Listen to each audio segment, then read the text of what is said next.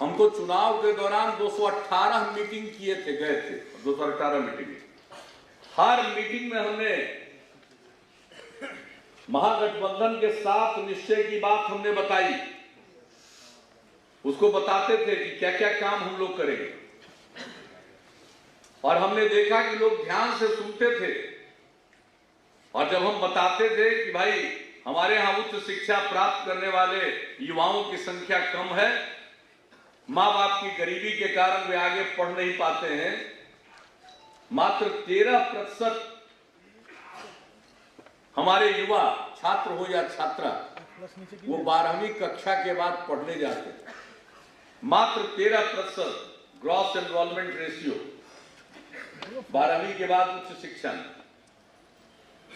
तो जब लोगों को बताते थे कि निर्धनता के कारण, अभाव के कारण, गरीबी के कारण माँ बाप उनको आगे पढ़ा नहीं पाते, और पहले जो काम किया उसको गिनाते थे। लड़की नहीं पढ़ती थी, पोशाक योजना, फिर साइकिल योजना, और उसके बाद हम कहते थे कि इसी के बाद अब 12वीं कक्षा में के बाद जो भी युवा पढ़ने को इच्छुक होगा उसको 4 लाख रुपए का हम स्टूडेंट क्रेडिट कार्ड दिलवाएंगे, ताकि माँ बाप पर बोझ डाले बगैर वो आगे पढ़ सके। एक बात हम कह देते हैं, बच्चों को पढ़ाइएगा जरूर। इंटर के बाद आगे हमारे यहाँ बच्चे कम पढ़ते हैं, लड़कियां कम पढ़ती हैं, उसको कहते हैं ग्रॉस एनरोलमेंट रेशियो 13.9%, राष्ट्रीय औसत 24 है। हम लोगों ने मन बनाया है कि राष्ट्रीय औसत से भी ऊपर जाएंगे, 30% तक कम से कम ले जाएंगे कि इंटर के बाद भी आगे पढ़े।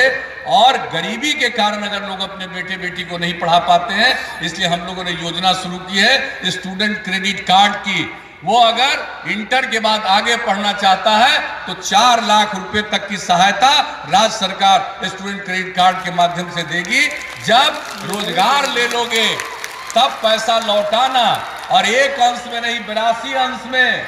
लेकिन अगर रोजगार नहीं मिलेगा और आपने स्टूडेंट क्रेडिट कार्ड का फायदा उठा करके सरकार के धन से आगे की पढ़ाई की है, यकीन मानिएगा वैसे लड़के को पैसा वापस करने के लिए हम बाध्य नहीं करेंगे, माफ कर देंगे। लेकिन पढ़िए जरूर, पढ़ना जरूरी है, पढ़ने पर ही आगे बढ़िएगा। इसलिए हम सब लोगों से आग्रह करेंगे, बेटा हो, बेटी हो, पोता हो, पोती हो, नाती हो, नतनी हो, सबको पढ़ाइए, और इंटर के भी आगे पढ़ाइए, और स्टूडेंट क्रेडिट कार्ड योजना का लाभ लेकर पढ़ाइए। ये मन पढ़ाइएगा कि नहीं पढ़ाइएगा? हाथ उठा के बताइए।